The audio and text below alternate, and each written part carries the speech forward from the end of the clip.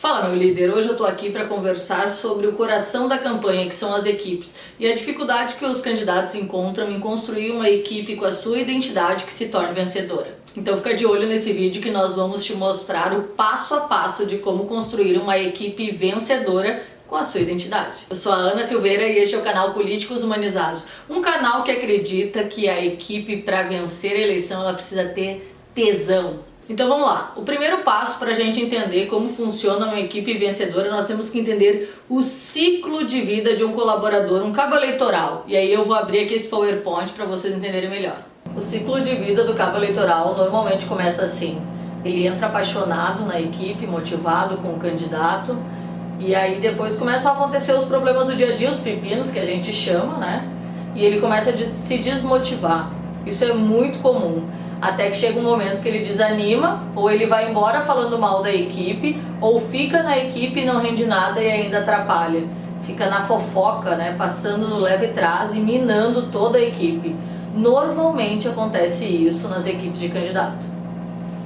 E nesse ciclo acontece uma das principais dificuldades dentro de equipe política, que é se desfazer de determinada pessoa. Por quê? É muito comum o político ficar refém de alguns cabos eleitorais. Ele não consegue se desfazer de quem está sendo a laranja podre dentro da equipe, porque ele fica refém de determinadas situações que podem custar a imagem dele.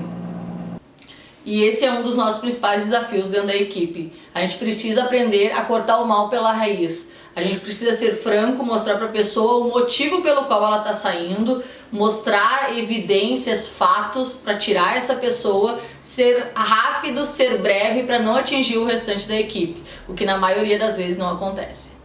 Então agora que vocês já entenderam o ciclo de vida do cabo eleitoral, já entenderam um dos nossos principais problemas, então como que a gente constrói uma equipe com tesão, uma equipe apaixonada? Porque é isso que nós precisamos numa campanha eleitoral para poder contagiar, para poder envolver, para poder fazer acontecer. Além da gente convencer a pessoa a votar no candidato, a gente precisa convencer o quê?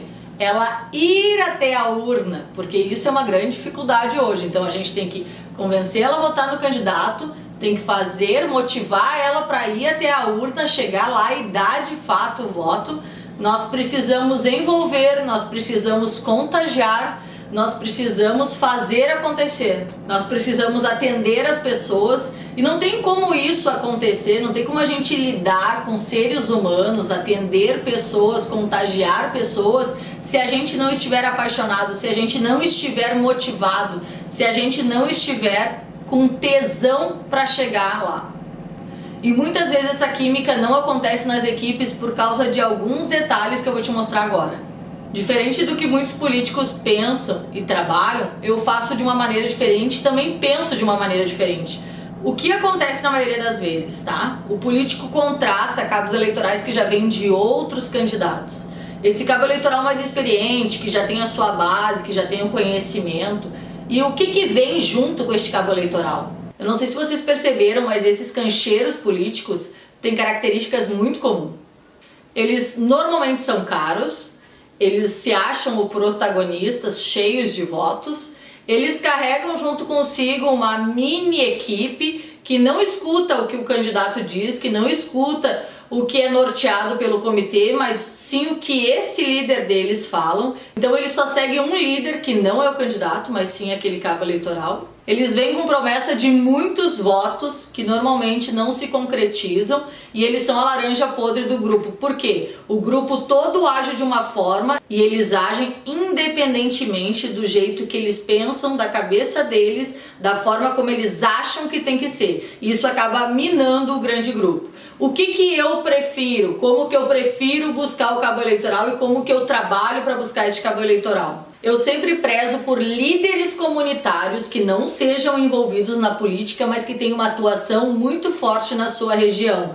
Que sejam pessoas empáticas, que sejam pessoas que gostem de lidar com o público, que sejam pessoas de credibilidade. E ao mesmo tempo tem as características deste político, porque assim ele vai moldar a sua equipe conforme as suas características. E como essas pessoas não têm vícios políticos, não vêm de outros candidatos, vai ser mais fácil ter um espírito de equipe e fazer com que elas trabalhem em prol de um bem comum, que é a eleição do candidato. Então preze por pessoas menos estrelas, líderes comunitários que atuam na sua região, que coloquem a mão na massa, que queiram construir de uma forma sincera, que tragam feedbacks sinceros daquela região, que eles vejam a vulnerabilidade e tragam para dentro do comitê para a gente ver como pode melhorar ali e assim atingir o nosso objetivo. É desse tipo de pessoas que a gente precisa dentro da equipe. Outro fator determinante é a integração e o treinamento. Normalmente nas campanhas é muito comum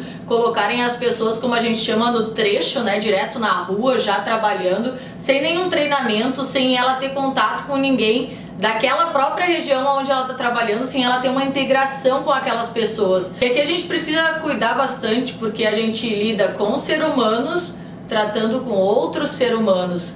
Então, o que a gente precisa fazer? Ter um mínimo de integração. As pessoas dentro do gabinete, dentro do comitê, precisam se conhecer pelo menos em determinada região para elas terem aquele relacionamento, para elas terem essa integração e poderem desenvolver um trabalho junto, porque afinal elas são uma equipe, elas não são autônomos trabalhando por conta. Então faça a integração dos cabos eleitorais, nem que seja de uma determinada região, se tu não consegue montar o todo, se tu não consegue juntar o todo, faça com a determinada região essa integração, pois não esqueça, são seres humanos que resolverão problemas e terão uma carga emocional da campanha eleitoral tratando de outros seres humanos. Então a gente precisa sim dar uma atenção para essa integração, porque essas pessoas precisam o mínimo saber de uma pequena apresentação com quem elas estão trabalhando na sua volta.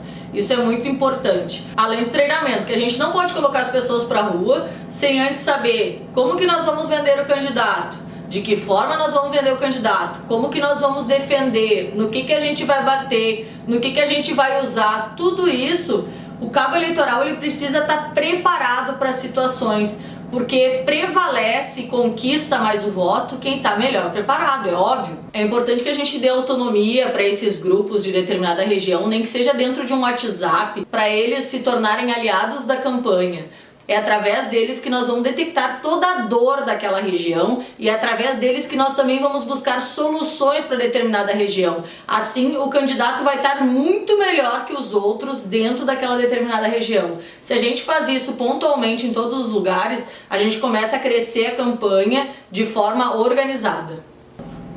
E por último e não menos importante, clareza e metas. É aqui que a porca torce o rabo. Porque a gente não encontra em campanhas eleitorais uma equipe que tenha clareza no que ela deseja fazer, que ela cumpra as metas e que ela dê feedbacks constante na campanha. Se a gente conseguir fazer essas três coisas, a gente evitaria muitos problemas com a equipe.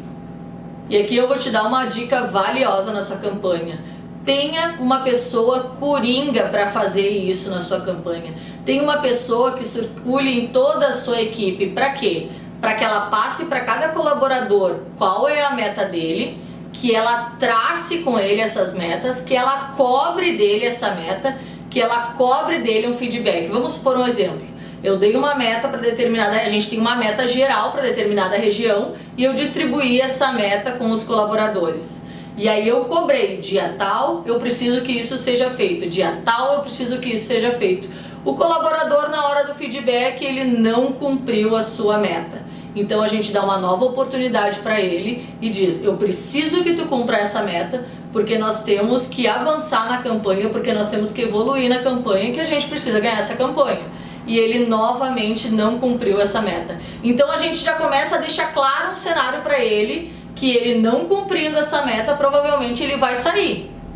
Então isso fica claro, o jogo fica limpo para este colaborador. E essa pessoa também ela é coringa para quando chega alguém no comitê que ela percebe que essa pessoa não está bem, o que ela faz? Ela chama esse colaborador e ela conversa para ver se ele tem algum problema pessoal, para ver se ele precisa de algum suporte emocional e ela dá esse suporte. E aqui agora você deve estar pensando uma daquelas frases ridículas que eu escuto muitas vezes em campanha. Ah, Ana, mas a pessoa está recebendo para fazer isso, mas Mas a pessoa tá aqui é para fazer acontecer, nós não estamos aqui para ser psicólogo. É aí que você se engana, porque ela precisa de um suporte emocional dentro de uma campanha eleitoral. Se esse colaborador, essa pessoa coringa não dá o suporte emocional para ela, o que vai acontecer? As pessoas da equipe, todas vão saber o que está acontecendo com essa pessoa. E ao invés da equipe estar se preocupando com o que ela tem que fazer na rua, o que ela vai estar se preocupando? Com a fofoquinha do que está acontecendo com aquela pessoa, e fica todo mundo em função daquela pessoa. Você tendo